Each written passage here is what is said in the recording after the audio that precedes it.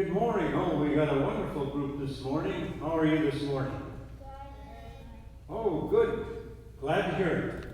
Glad you're in church. That's a good thing. Okay, now, we talk with our voices, right? Yeah. You all agree, right? Yeah. How else do we talk? We can talk through prayer. Okay, talk through prayer. Yeah, and we do talk to God that way, yes. How else we can talk to somebody else? Nana just got that's it. My saying be mad. Okay. How else do we talk? Actions. Okay, good. If I do this to you, what is that saying to you? I'm going to punch you out. Now, we make a lot of, and what other part of the body is important about talking besides your mouth? Vocal cords. Vocal cords, okay, that's good. I never thought of that one, but that's certainly true. Okay, eyes, you're getting to something now that I want. Well, I'm just going to let you know. You talk a lot with your face, right? Yeah. Okay, yeah, you agree. Okay, so when I'm looking like this, what do you think about me? What am I saying to you? Either you're sad or you're a blobfish. Either I'm sad or what? A blobfish. A blobfish is a fish. A blowfish. Blobfish. Okay. Because that face. I never thought of myself as a fish, but okay. Let's say I've got a finger here and I can talk a lot with that finger, can I? Now if I do this, what am I saying? You're pointing up to the sky. Well, that's true. But if I'm at a Longhorns game and I do that, what am I saying?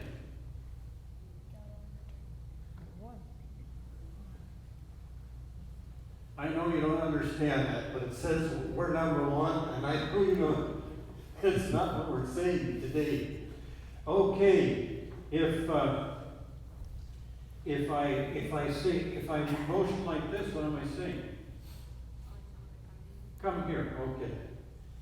Now, your face says so much, and there's one thing that you can do with your face that when you meet people that is really important, and we can say why after we say what it is that is important.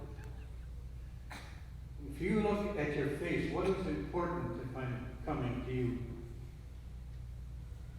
What is a nice way to address people? With a smile. Okay, that's what I was getting at.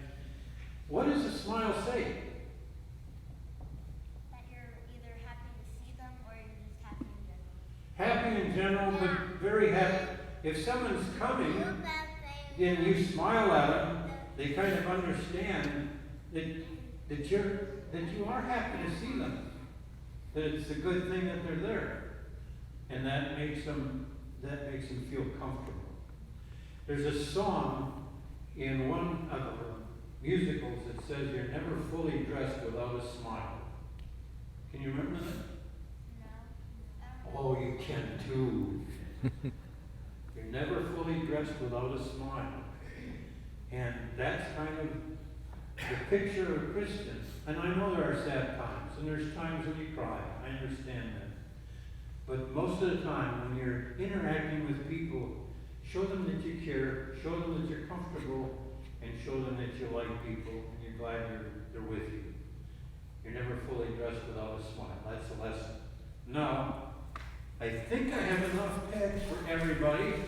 Give them a hand, please.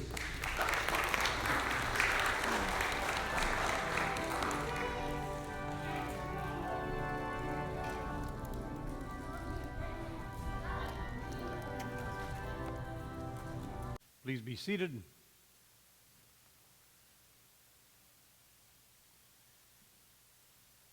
We're in the heat of the political season, and it is interesting to hear the questions that are asked to the politicians that are running. Very often, the person that is asking the question doesn't really want an answer. He wants to put the politician on the spot. Kind of a gotcha question. It doesn't matter how you answer it, it's going to offend somebody. And we want to craft the question in such a way that will alienate the people we want it to and make the people happy that we want to make happy. It's a fair question, for instance, to ask a president, how did you come to your decision or your position on Turkey, Syria? That's a fair question. But when it's asked like, why did you support a thug and desert an ally in your dealing with the Syria-Turkey problem? That's already making an accusation. It's already stating a position. It's already making a judgment. Or in a court, when a lawyer says, tell me, sir, have you stopped beating your wife? That's a loaded question. That already assumes something. It already is an attempt to sway the jury.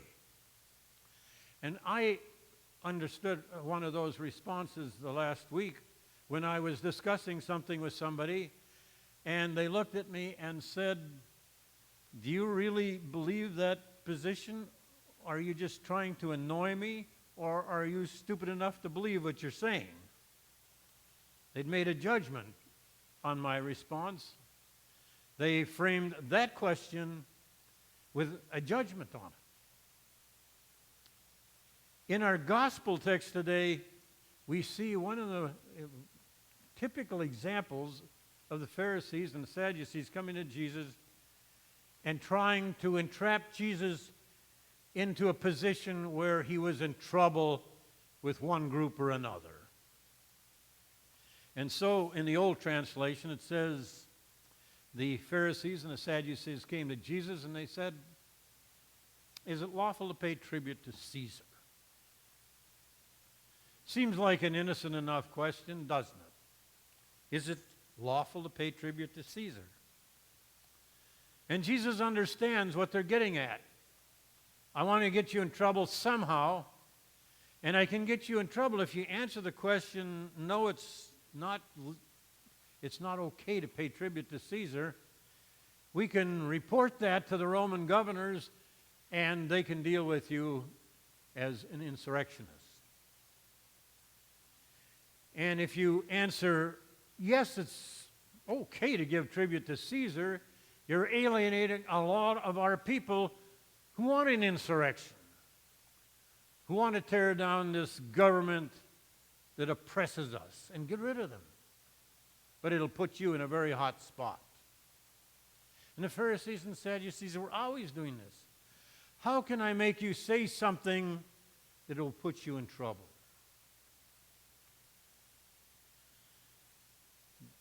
It said, the Bible passage says that they were amazed at his response. And it wasn't merely trying to sidestep a question, because Jesus really didn't do that. He made a powerful statement. He said, bring me a coin. Whose inscription is on it? Well, the Caesar's. Well, then render unto Caesar what is his, and unto God the things that are his. I've read a number of sermons on this particular passage, and it's interesting to see the interpretation. Sometimes it was made into a giant stewardship sermon, where we owe God a lot more than we do our governor or president, our government. But Jesus' statement here has a good point to it.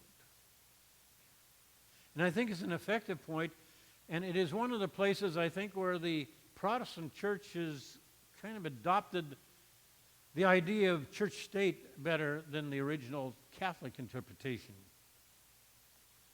Up until the 15th century, there was a conflict between the government and the churches, whose word should dominate the other. And it was always the teaching of the churches that the teaching of the church supersedes the government. And that was roundly disputed in the Reformation.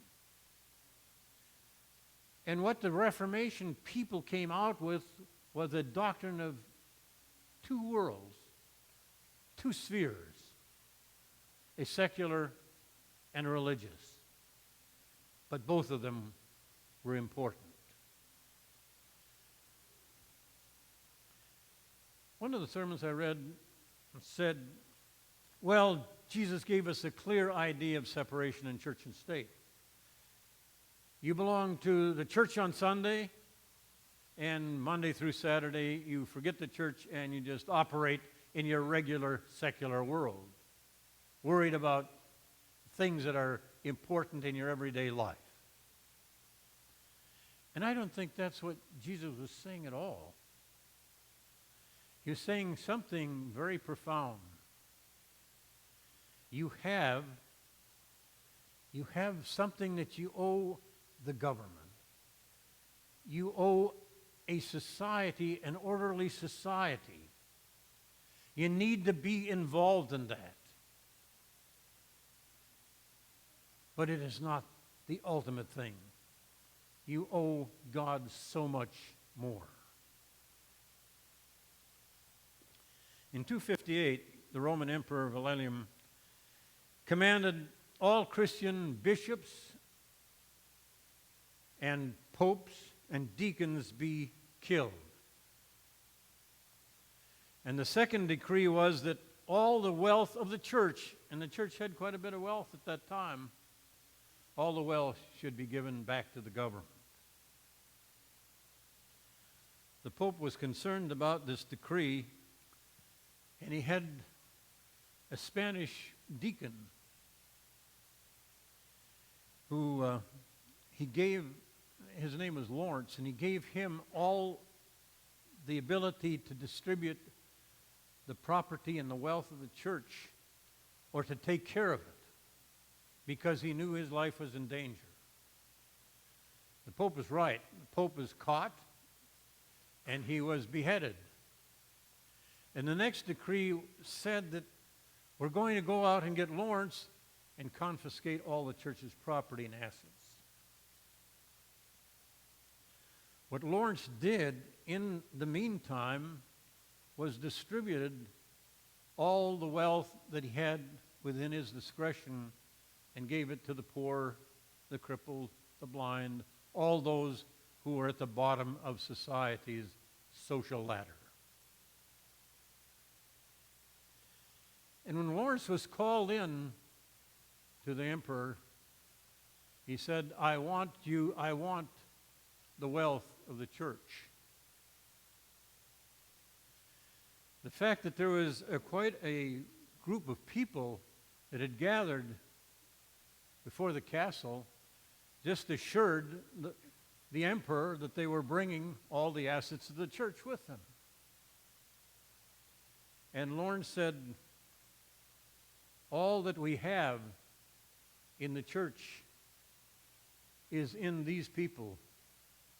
I have distributed them. Here is the wealth of the church. These people are what we call our assets. And that's really what Jesus is saying to us. You are my sacred belongings. I'm not so much concerned about the money, although we need money to operate in the church. I understand that. But he said the real wealth of the church is in you. You are the holy vessels of God. That's the messages of Jesus' answer to the Pharisees and the Sadducees. The world challenges us and says you're not worth much except what you can contribute to society. And Jesus says you are precious to me because you are a part of my eternity. I was mesmerized last week, in a way that I never have been on a political issue. And they said it wasn't a political issue, but it was examining a candidate for the Supreme Court. What was amazing to me, with all the media that you have and all the ability to garner information on people, they had trouble finding some reason why this person could not serve in the capacity of a Chief Justice except for her religious ideals. Even though she said, I know the separation very well. And I have a strong Catholic faith, and I believe it sincerely. But it will not change the way I vote on issues that come before the court. And I was thinking, I hope.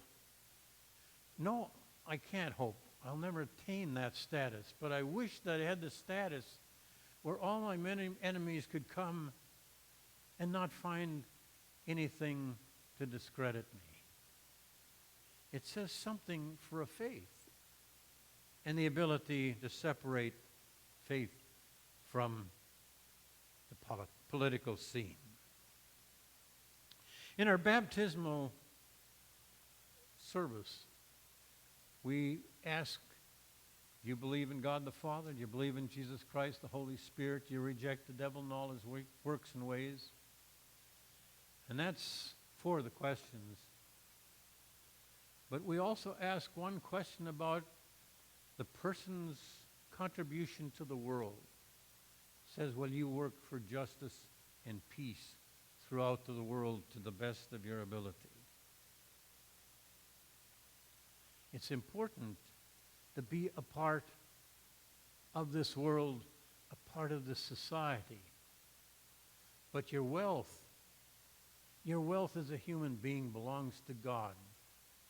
And it means give him your heart, your soul, your mind, and all that is really important in your life.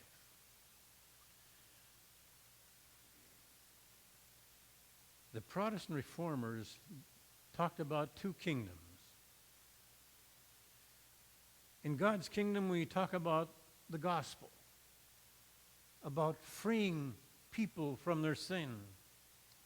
In the secular society, we talk about law, obeying laws that give us an orderly society. In the social world, we talk about temporal things, things that don't last. When we talk about spiritual things, we talk about eternity, about forever. In our social world, in our social kingdom, we talk about the body. In our religious, we talk about the soul.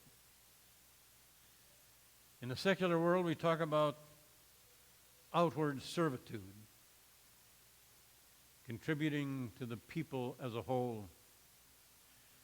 In the religious world, we talk about the inner freedom of the Christian to act in accordance with God's laws, and said that God's law always supersede and excel above man's law. So the message today is simple. Give what you owe to the government, to the society in which you live, but give God your soul. Amen.